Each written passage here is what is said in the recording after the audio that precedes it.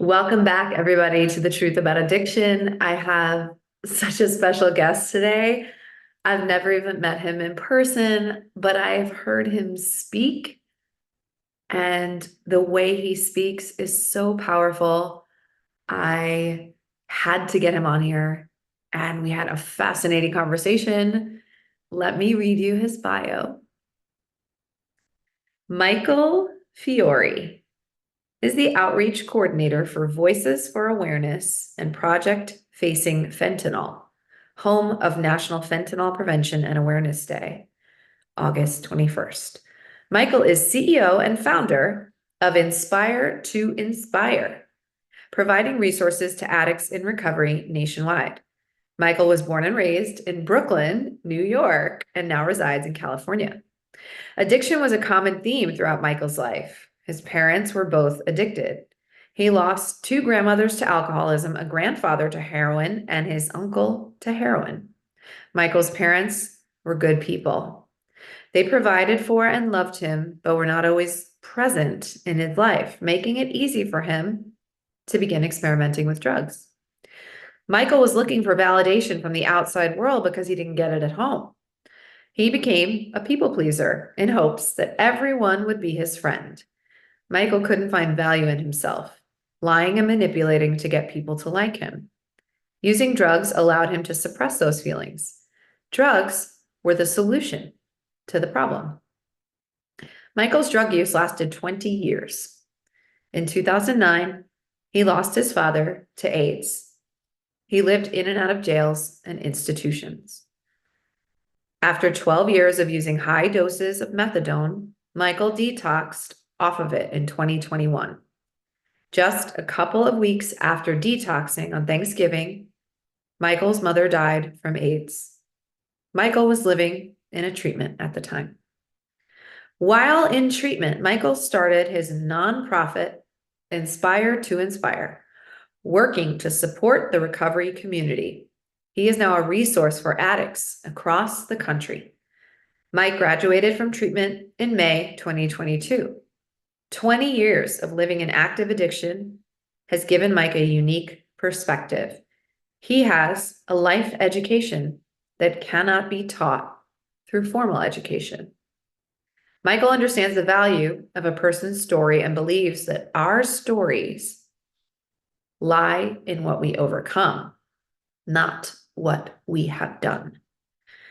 Michael has a passion for public speaking.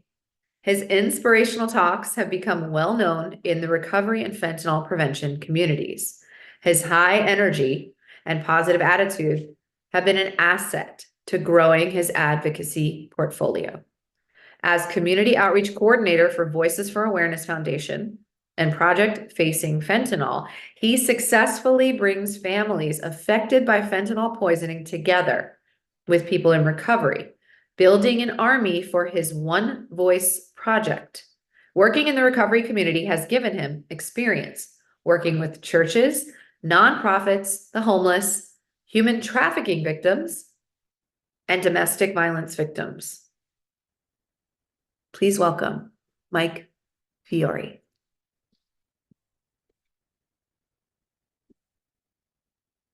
Tell me what you need and tell me where you bleed, and I will listen. I can listen. Oh, I will listen to you. Welcome back, everybody, to The Truth About Addiction. It's been a minute, and I'm going to share this quote before we get started from a book I read a long time ago called Atomic Habits. And this line has stuck with me for years. And it says, "We do not rise to the level of our goals. We fall to the level of our systems." And the reason I'm saying that is because I have no shortage of goals, right? And one of my goals in all the projects I'm working on is to release really important episodes for this series regularly, so I can cast the widest net on who I can help. Have I had a system in place? No. I've tried, I haven't stuck with it. So this man in this interview is the beginning of me saying out loud, and making a template for doing this and holding myself accountable, of having a system in place. And there is no better person I could have interviewed than this man to kick this off. So you guys heard his bio. Wait till you hear him talk.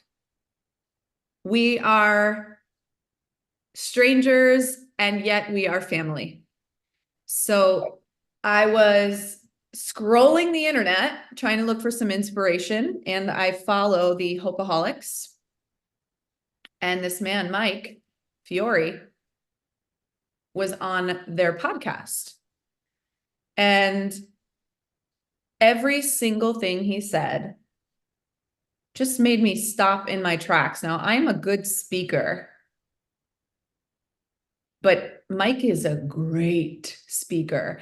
And I think the most incredible part, before I pass the baton to you, Mike, is that you guys on the other end of this are going to hear his deep faith in Jesus Christ. I am not a religion pusher. Neither is he, in fact.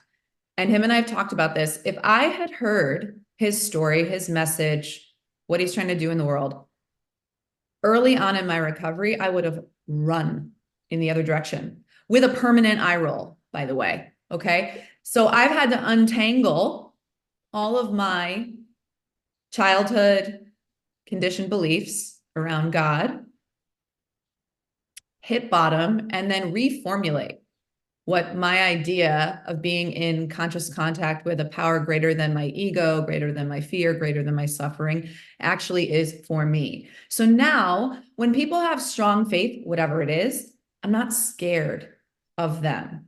I'm inspired by them. I'm attracted to their faith. I'm curious. So Mike and I have wildly different ways that we communicate our message and the ways that we try to save people's lives. So you have to stick around, because something we're really missing right now is how to have intelligent conversations when we feel really differently about things. We have lost the ability to do that. So stick around.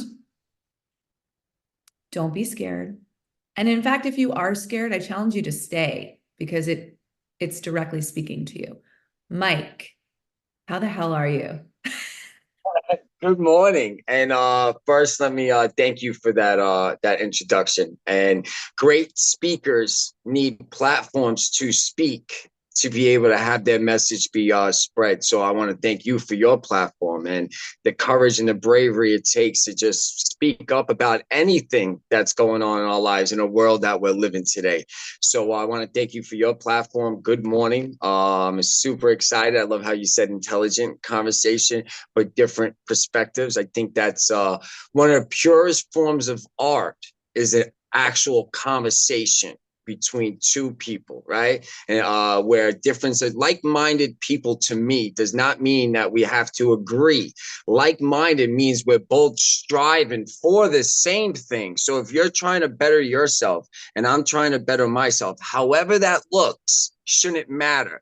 I want to be around the energy of someone that's going to need discipline in order to make that happen, because that's what's going to take, discipline, to become a better version. So however you're doing it, if it's making you better, I want to rock with you. Exactly. So, Mike, the way I start this podcast is I love hearing people's stories, just any version, any amount of time. I know you like to keep it really short, which is also a great point of conversation that we'll get to. So, why come on the Truth About Addiction podcast, right? Like, what does the word addiction mean to you? What is your relationship to that? And you can cut from past to present as quickly as you like. All right, but so real quick, you said definition of addiction. So I'm gonna just jump right out the gate, right? To me, addiction has nothing to do with the drug, has nothing to do with the substance, has nothing to do with the symptom of what we use as far as dependency, right? The dependency to me is not the addiction, because I could easily substitute, right? One addiction for another. I could stop doing the drugs, but now I'm gambling, right? So for me, in my recovery, right, my recovery is more based about a mindset, lifestyle, and a way of living, rather than just the absence of a substance, right? We have labels. I'm someone that's never opened up the book of NA or AA. I have attended your meetings because the energy, the meanings, Einstein has a quote: knowledge without imagination will limit you, right? My knowledge of self prior to going to meetings was I was a piece of shit. I'm a low life. I can't do this. Going to the meetings gave me the imagination of being able to be a better version of myself. Plus, you think you got problems until you go to one of those meetings and hear someone talk about their problems. And then you become grateful for your problems because I can have yours, right? So that the rooms really help me. But because I never opened up those books, my perspective and my approach on recovery is very different, right? Because I have more of an imagination outside the box of that knowledge, right? So to me, recovery is more based about changing my reactions and my interpretation of the world. Whatever the world does to me, my reactions have to change. Active addiction, my reactions led me that way. Recovery, my reactions have to be different. So my recovery is more about counterpunching rather than prevention. What I mean is I can't prevent pain. I can't prevent disappointment. I can't prevent these things that some of these coping techniques they teach us tries to help us to prevent. I don't do that, because if I try to prevent it and I can't, now I'm discouraged about something that was inevitable anyway. So I'm not even giving myself an opportunity for success. So my recovery is more based on me changing my reactions to disappointment, me learning backwards to move forwards, basically, right? My recovery is more based on me not being the person I am in active addiction, rather than striving to become the person I need to be in recovery. Because by default, if I'm not acting like the person I am in active addiction, I'm already starting to become the version of me in recovery that I need to be, without the overwhelming anxiety of trying to learn how to become this new version of a person that I don't even think exists. Instead, I know the addict version of me exists, and I know him very well, right? So I'd rather study that person, be strategic towards that person first. So then my recovery can now actually become something that's more individualized and personalized. But real quick about me, 20 years active addiction, 12 years on methadone, 120 milligrams. I lost both my parents to AIDS from heroin use, two of the greatest people I ever met in my life. I've never seen my parents fight a day in my life. I witnessed true love. When my father passed the HIV to my mother, he stopped using, but they were both on methadone to the day they died. My father passed away 13 years ago. My mother passed away while I was in treatment this last time, 3 weeks after just doing a 6-month taper off 120 milligrams. So I wasn't even sleeping at that point, but she got to see me clean. She passed away on Thanksgiving. And it's, I tell people all the time, mom was plan B, right? Mom was my best friend. If you have a plan B in life, you're never going to go hard enough on plan A. When plan B was removed, that's when the boy, right? The 36-year-old man child, because that's what I was.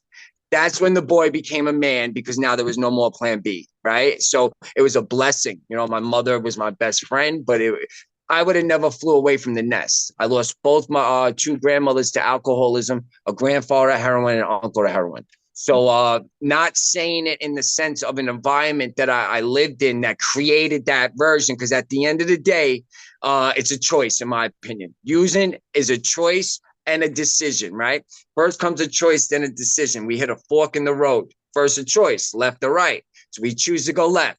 If we hit a dead end, then comes the decision to go back to the beginning and now go right. Not only did I choose drugs, hit a dead end, went to jail, went back to the beginning, and made a decision to do it again. And comes a point in this life that we want to live, the responsibility of my choices and my actions and the repercussions of it, and stop blaming the world for why Michael did this and Michael did that, because the victim game is so I don't have to take responsibility. I could justify my actions. Came a point in my life where it was no more. It's two questions questions. That's it. 2 questions. What am I doing to make it difficult? And what am I not doing to make it difficult? That's it. Life becomes so much easier when we remove the power that we give it, right? Because that's what we're doing. We're giving power away. So as far as my past goes, I think that's enough. My first drug was attention. My parents weren't really present in my life. So baseball games, football games. So when I was getting attention from people outside, I enjoyed it. So now I manipulate and I lie and I become whatever version of what each person liked because I wanted your attention. In that process, I lost my identity, right? Because now I'm playing all these characters. I remember looking in the mirror and not knowing the person I'm looking in the mirror. So I was at war now with the person I seen in the mirror. And when I'm not looking in the mirror, I'm at war with the man within. So I was at peace with my addiction. My addiction allowed me to be able to survive because that's what it was. It's a survival technique, right? It was a mechanism because if you think about it, the definition of recovery is to become to a normal state of mind and body and to regain something lost, right? I use drugs to be of a normal state of mind and body. I use drugs to regain control of my emotions. So in that sense, nobody that's working a recovery program, abstinent or not, can tell anyone if they are or they aren't in recovery because we are. When we're using, we're in recovery. We're just recovering with the wrong tools, the wrong mindset, but our attributes and our capabilities is why we're so successful in active addiction. They're all transferable skills. Perseverance, persistence, dedication, motivation, determination, critical thinking, grit. I could keep going. All those things need to be present in order to be able to live a life of active addiction. All those skills become transferable, right? So that's what I try to tell people. It's not everything that you need to change, but it's one thing you got to change. Everything, no, it is not. It's just your mindset because your mindset dictates the way we think, the way we feel, and the way we behave. So if we change our mindset, everything follows. By telling me I need to change everything, excuse my language, fuck you. How about that? I'm 36 years old. How am I supposed to change everything? So I'm already walking into something being overwhelmed by you telling me I need to change everything. I walk in and be like, listen, don't even worry about it. Just sit there. We're going to change your mindset and we're going to be able to get, you know how much more comfortable that would have made me feel than coming in with that very disciplined, like drill sergeant type of stuff. And I support the NA and AA programs because it saves lives. But at the same time, there's some of us that don't go with it. So where's these options? Where do we go for things? And if we speak up on it, where we're attacked, it's crazy. So if you are recovering in any specific way that's different from anyone, keep saying it out loud because there's a lot of people that are going to need to hear it. God, there's so much here. It's so fascinating because you know, we touched on this a little bit already privately, but my greatest overwhelm was the God thing when I came in. And just the idea that I was insane, you know, came to believe a power greater than myself could restore me to sanity, you know, so that I was a self-centered addict who just needed to shut up and listen, you know, without this softer side of you did all these things because you literally felt like you had to, that you were anesthetizing very real pain, that it was a solution to your problem until it became the problem itself. Mm-hmm. And the steps butted up against absolutely everything I was taught to believe that kept me safe in the world. And it's funny to listen to this right now because, you know, as you're saying some of this, I'm like, well, what has changed, right? Because for me, the steps as they are laid out didn't work for me at all, which is why I wrote a whole goddamn book about a modern and trauma-informed version of the steps. And in that version, you and I are speaking the same language because it's entirely about changing your mindset. That's all that it's about. No easy feat, by the way, right? When you've got some wiring patterns and some feedback loops that are super baked into your subconscious, and you're just getting sober and becoming consciously aware of those patterns, Trying to change that is extremely difficult. It's going to be really confronting, and you better have a way to do it that you can get behind, that feels right to you, that you can actually practice. Because without practicing something different than the old way of thinking and behaving and coping and decision making, literally, scientifically, you will not cement new neural pathways that you can count on that become automatic and intrinsic. You will default back to the old shit. Mm-hmm. Right? So for me, I'm like, oh, well, this is a mindset game. And, you know, an example of something you said, and this is sort of my spin on it, is all these wonderful attributes that addicts have. Not character defects, by the way. Exactly. Right. So again, even calling them a character defect, it means parts of your character are defective. There is something wrong with you. I have never met an addict in recovery who isn't coming in with some amount of shame on their back. Never met one. I can speak to this from personal experience. I had so much shame about the shit that I had done and the people I had hurt, mostly myself. But I wasn't even made aware that I was acting on patterns that I very much needed for a very long time, that I could be a really good person who made bad choices, that I have some character traits that are so incredible, but sometimes they're an asset and sometimes they can be a liability, like all of us. And they become a liability when I'm not in tandem with the God of my understanding. What does that mean to the person who hears the word God and gets freaked out or super fucking triggered?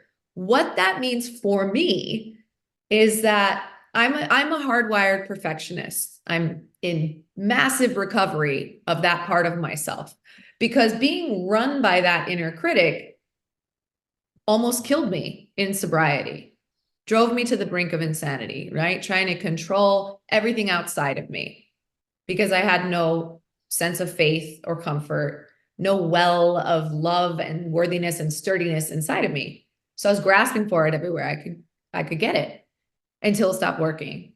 And I was left with the decision to turn back to the old patterns, which for me, for sure, would have meant a relapse and a death, or try something else. And so when I was able to work in my case, the steps in a completely transformative way, make an amends to myself, clear away the shame that I had so much of at 5 years sober, I could hear the whisper of my intuition, which I now call God. So if I'm in a character trait like perfectionism, I have a lot of experience with that, right? Now, when I want to get some shit done, I am a magician. When I put that part of me into high gear for something that's considered culturally productive, I want to land the job. I want to land a speaking gig. Tell me all the people I need to contact. I'll send the emails. I'll send the follow-up. I'll do the ba-da-da-da-da-da. I will do all the things. But if there's a friendship in my life that is coming undone, if I'm navigating the death of my sister, which was 2 years ago, if I am navigating the mental illness of my mother, which is currently in real time happening, and I try to use control to solve my problems, I'm in trouble spiritually. Because with matters of the heart, that part of my character collapses. It doesn't work. So when I'm doing that, it's because I'm afraid. It's because I'm so afraid of this person that I love not being there, this person that I love leaving the earth, never having found their own peace. I'm angry that they couldn't get their shit together so I could have what I needed. I'm raging. And if I stay in that space, that's when my character trait is a liability. So I can call it God now, but if I don't loop what's happening in that space down to my intuitive voice, and I don't have a conversation inside of myself to go, shit, man, I'm struggling. I am really, really scared right now of all this stuff that feels out of control. And I get it. You want to control it. You want to just figure out the perfect equation to make this pain go away. But there are some things you can't do that with. So what can you do? Where do you have access to real power? How can you love on yourself more when you're trying to go out of yourself and fix them instead? What do you need right now, Sam? Right? And all of a sudden, I can turn that character trait into an asset again. So, there's like a joke in recovery that a recovering addict is like unfucking stoppable. You give an addict the tools to recover their mind and their spirit, and there is nothing that we can do because we are the most persistent, the most determined, right? So like, again, this is that moment, you guys, where, we have the same core values, Mike and I, but I'm using the language of the steps in a way that finally worked for me. And he's found his way forward in a way that works for him. Do you have anything to add on to what I just said, Mike? So just to tackle my approach, right? My walk spiritually, right? My way to Christ is not the conventional one, right? When I first started recovery, I wasn't doing it, right? I'm not with it, right? I started to learn the science behind it. I found how you get a spiritual awakening. We can't find any kind of God or whatever without a spiritual awakening first, right? And then I realized what a spiritual awakening is, how you can get it in many different ways. So I learned the logic and the science behind addiction, right? That was my first course of action in this. And when I started to learn it, neural pathways and all these things, the midbrain, I started to see that, wait a second, hold on. Like, oh, wait, this is why I do this. And this is why I do that. So I got a spiritual awakening learning the science, right? A spiritual awakening is when we learn how to become honest with self. The steps, whatever it is, with every spiritual walk is going to come with a book. Each book is a book of solutions, however you want to call it, right? The Bible, basic instructions before leaving earth. That it's just the book I go to give me a better understanding of my own, to allow me to succeed in life, right? So like when we get the spiritual awakening, now our eyes are seeing things differently. Why? Because I took my power back by being honest with self. I took the power away from all the grudges and the resentments, and it all came back to me. And then I got to see that, wait a second, I'm the problem. What a beautiful moment for us to have that acceptance that I am the problem. We run from it. Why? Because the enemy is very good at planting seeds of doubt in our mind. Reason being, he's afraid of the full potential of your spirit. Same thing with human beings. When you're being doubted, it's because those people are afraid of full potential that you're going to be able to accomplish. Right? So that the spiritual awakening, I start seeing things differently. That's when then I found Christ. But Christ to me is a lot different. I ain't pushing Christ on anybody, right? The scripture for me is just like any other spiritual walk. It gives me a foundation of understanding. The Bible says, do not seek your own understanding, right? Submit all your ways to him, whoever your God of your understanding is, right? And he will make your path straight. For me, it's Jesus Christ. But look what happens, right? When I seek my own understanding, I'm going to show you the proof of it for me in my life, right? When I seek my own understanding, the first thing that comes to me is confusion. And then after confusion comes complaining. After complaining, now my advisor is doubt. I don't think anything's going to happen, nor do I think I could do anything. Then comes misery, right? Now I'm in a miserable mood.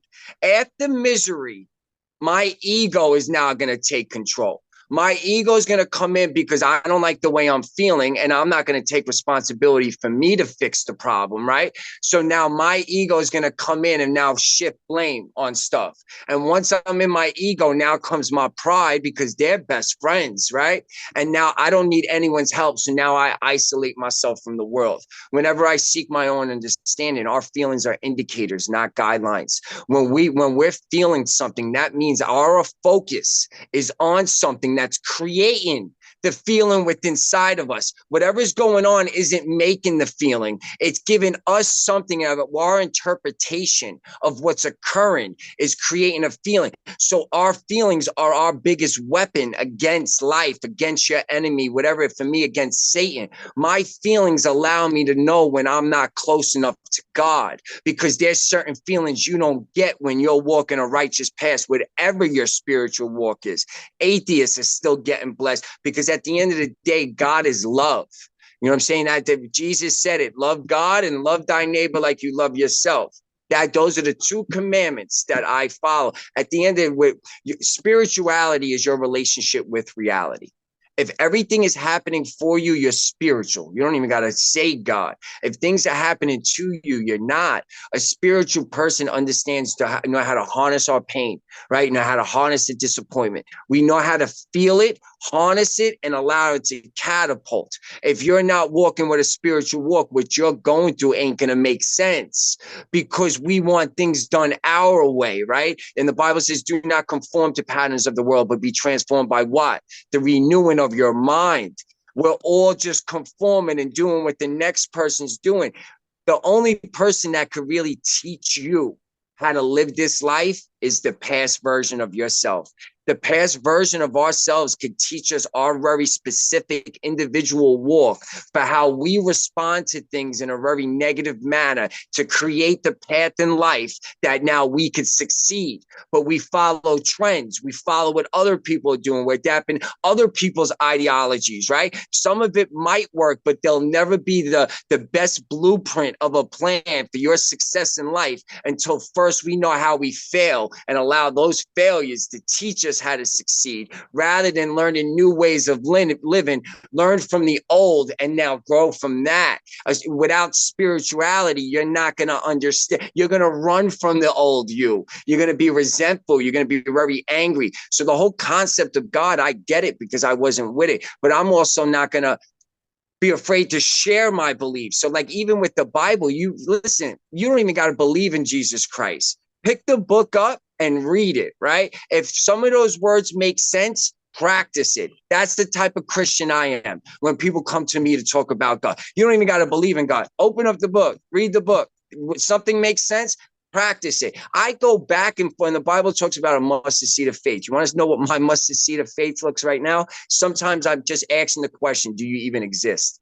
Am I crazy to be thinking that maybe you possibly are real? That's a mustard seed. The reason it's a mustard seed, because the question allows the answer to now come forth in my life. So just asking the question, I'm not this crazy Christian that could recite all these scriptures. There's a few I sit on and then that's it. But God is present in my life because there's something called the fruits of the Spirit, right? And the fruits of the Spirit is what we give off to people. So I know you're walking with God just by how the people around you feel about you. You do not have to believe in the same God as me. The enemy of my enemy is my friend. If you're out here and you're doing good things and your navigation to God is Muhammad, or your navigation to God is the Old Testament, or your navigation is Buddhism, Tao, that's the navigation. That's the GPS that we're using. At the end, we're all going, I think, to the same God, if you ask me, and that's going to get some people upset. There's a lot of Christians that I'm very new in my faith. I got baptized maybe a year ago. I've been in the Bible for about 6 months, but I'm the type of person, I have a scribe that's on my heart, just like every single one of us has. And that's the gospel. What's on our heart, our pain, what we've been through, how we've been through it, how we want to love on people. Whatever's on our heart, I believe my purpose in life is to share my my testimony to show the existence of God, because only God could do something with me like he's been doing with me. And then second, when I accept the calling of my purpose of being a testimony that of God's existence, I now become a witness to his grace.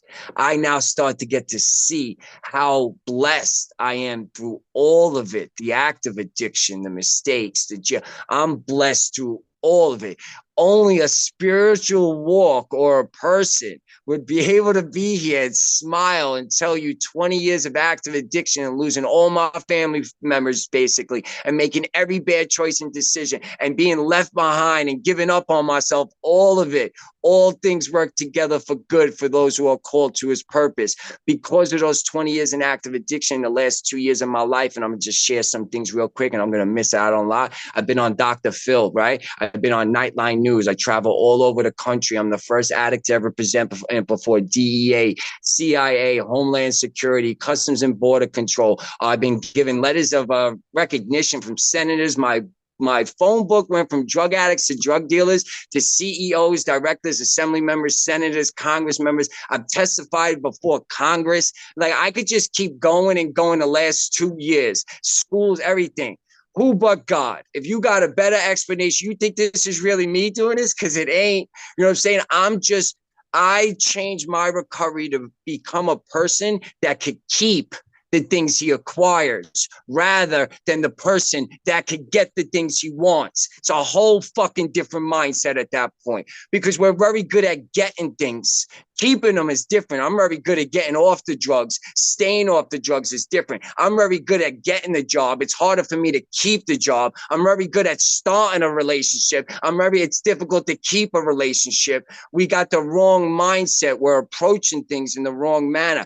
I attract my opportunities by becoming of value rather than striving for success, to quote Einstein. If you become of value to this world, there is now a demand for you. Once there's a demand for you, the success will come. Do not conform the patterns of the world. Don't strive for success. Strive to be of value instead.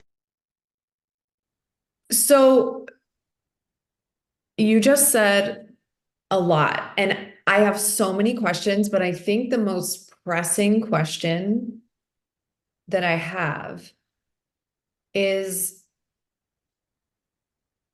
when a pain point pops up for you, right? We can't control the first thought.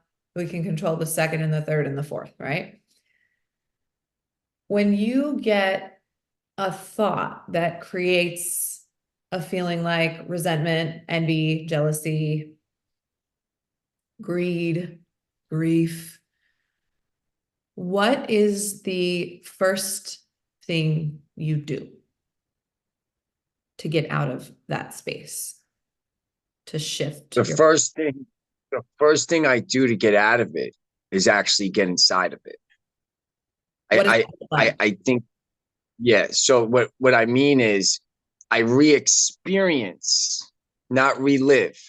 I re-experience what's causing it, whatever time in the past, but I re-experience the event of where I am today and the process of the reactions and the choices of what I did in that moment compared and in my whole life, that lifeline from it. So I go into mentally strong people don't ignore their emotions. They develop a keen awareness of them. Right. So when I feel it, it's no longer something going wrong. When I feel it, it's like, all right, observe and report now. So the feeling isn't an indication that anything bad has happened. It's something that needs to be re-experienced for whatever reason. So something either triggered it.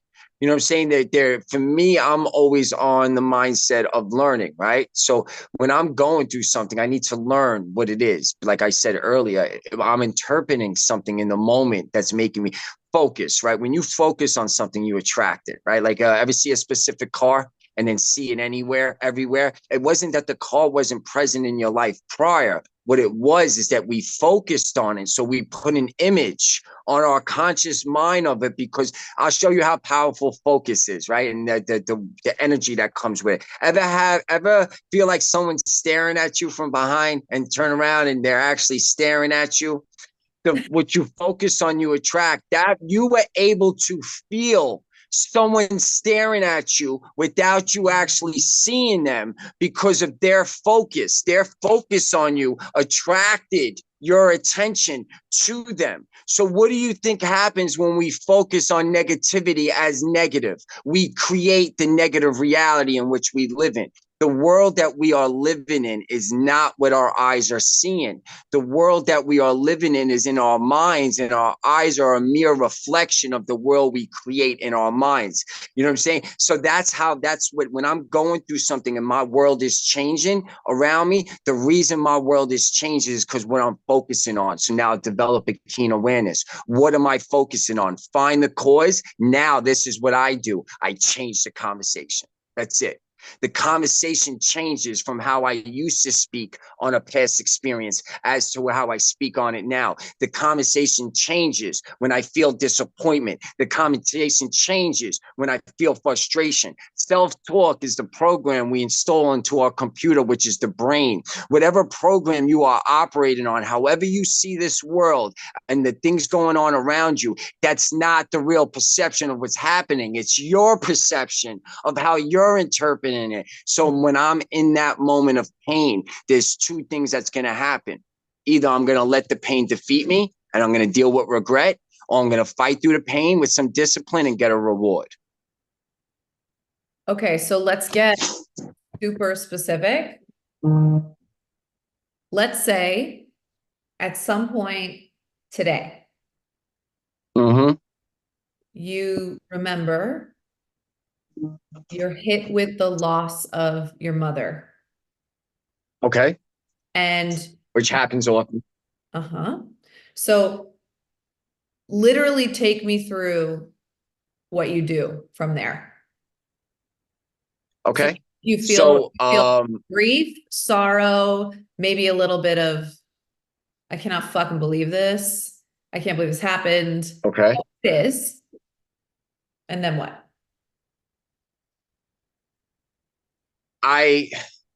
So this is my process with grief with mom since the day she died. I have to, like I said, conversation. It's very important what we're telling ourselves on what's happening.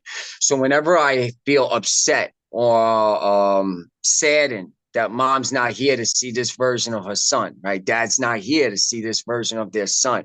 In that moment, because I'm honest with myself, I got to ask myself, well, why is it bothering me so much that they're not here? And this is what came to me. I'm being selfish.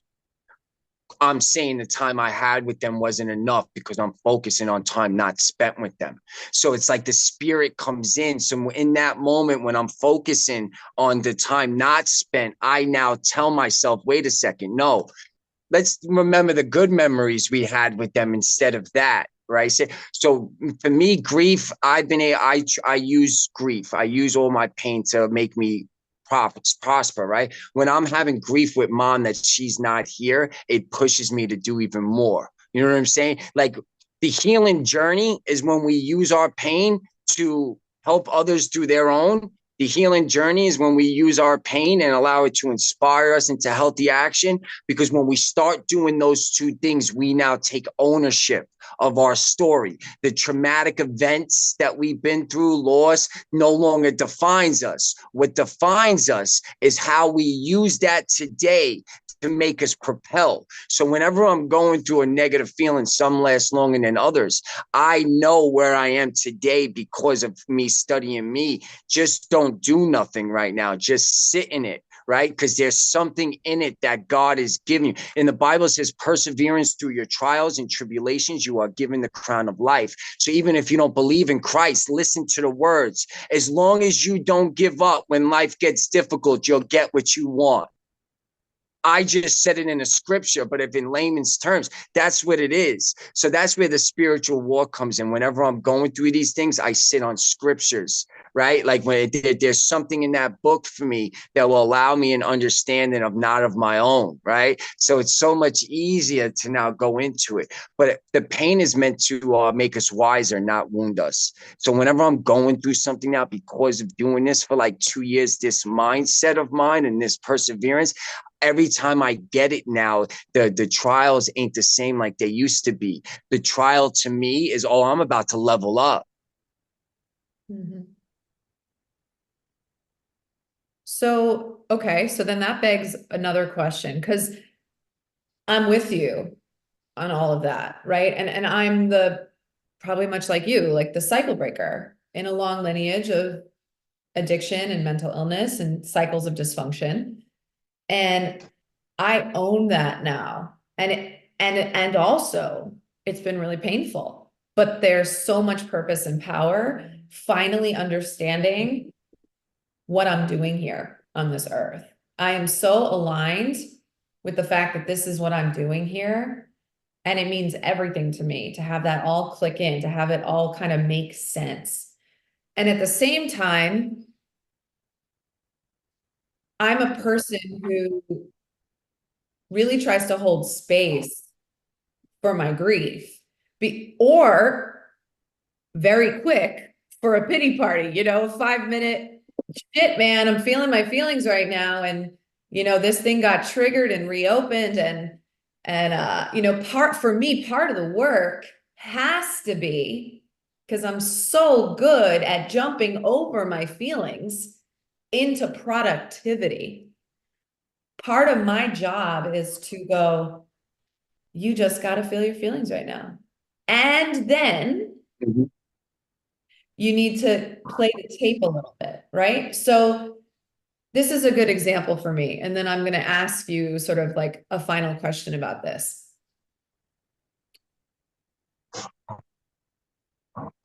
When I held my book in my hand, when the first copy got sent to my house,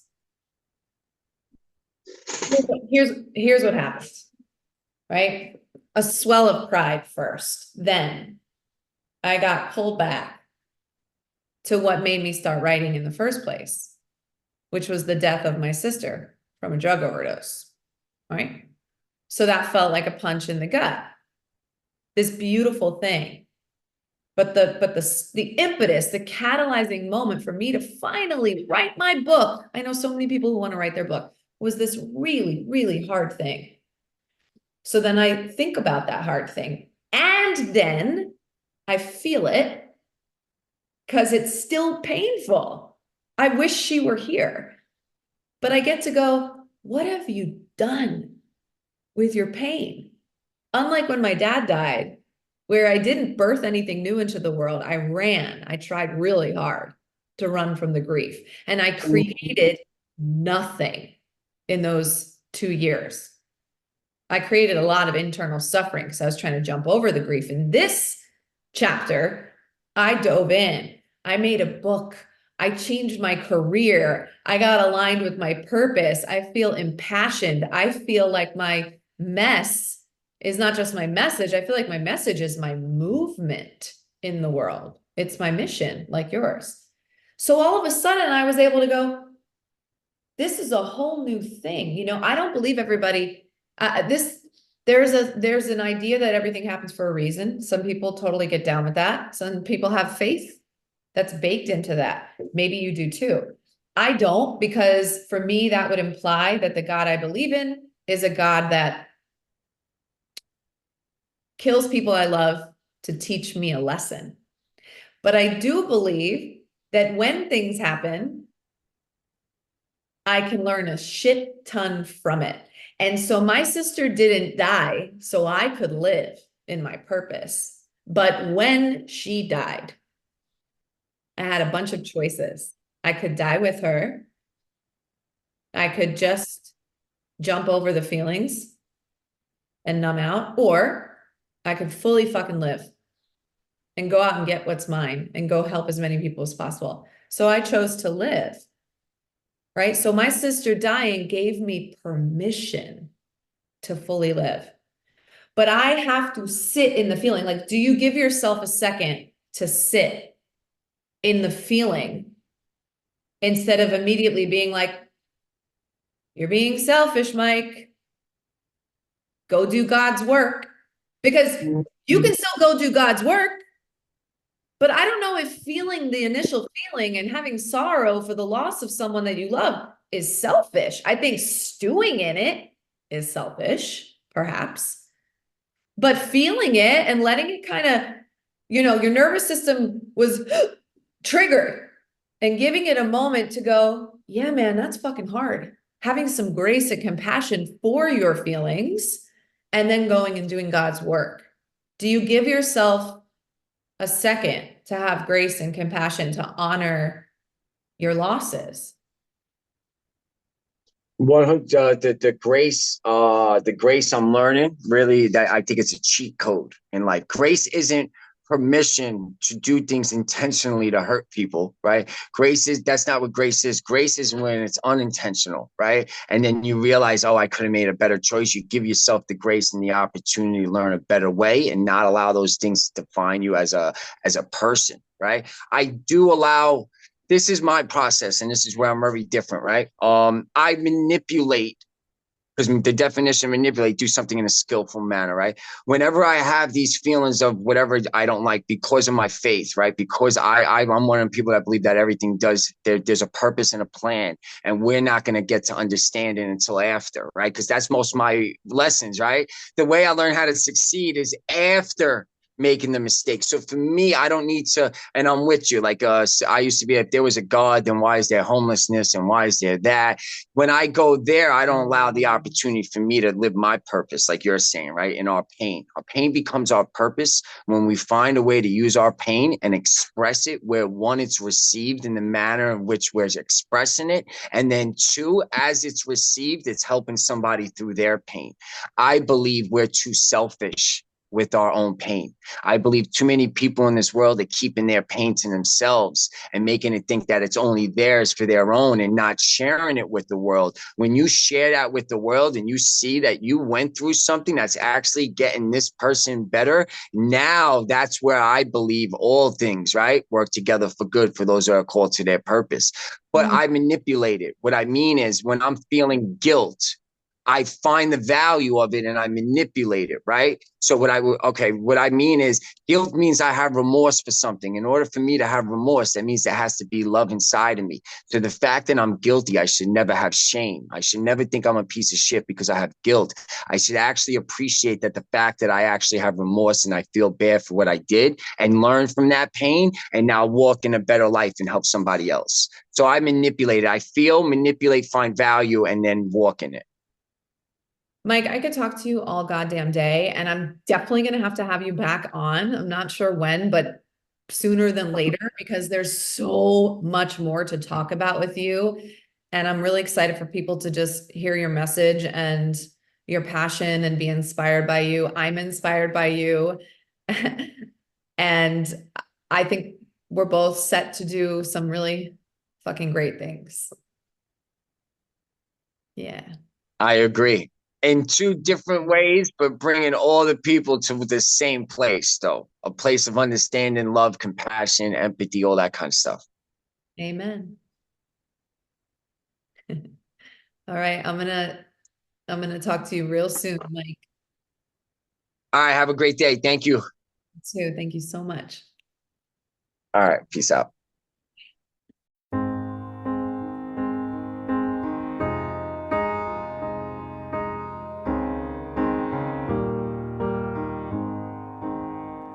I wanna help you, but I don't know how. I wanna guide you, but I can't figure it out. So tell me what you need, and tell me where you bleed, and I will listen. I can listen. Oh, I will listen to you. You seem so stuck there, holding on to some old story, still going strong. So tell me what you did, and tell me how you lived, and I will listen. I can listen. I will listen to you. Where can you go now? Can I keep you from falling down? If you just keep floating, you won't drown. There's a knowing that can be found. If you listen, can you listen? Oh, I will listen to you. There's a voice deep inside you that will be there to guide you. So tell me, what do you hear? Can you quiet your worst fear? If you listen, can you listen? Oh, I will listen to you. Where can you go now? Can I keep you from falling down? If you just keep floating, you won't drown. There's a knowing that can be found. If you listen, I can listen. Oh, I will listen to you.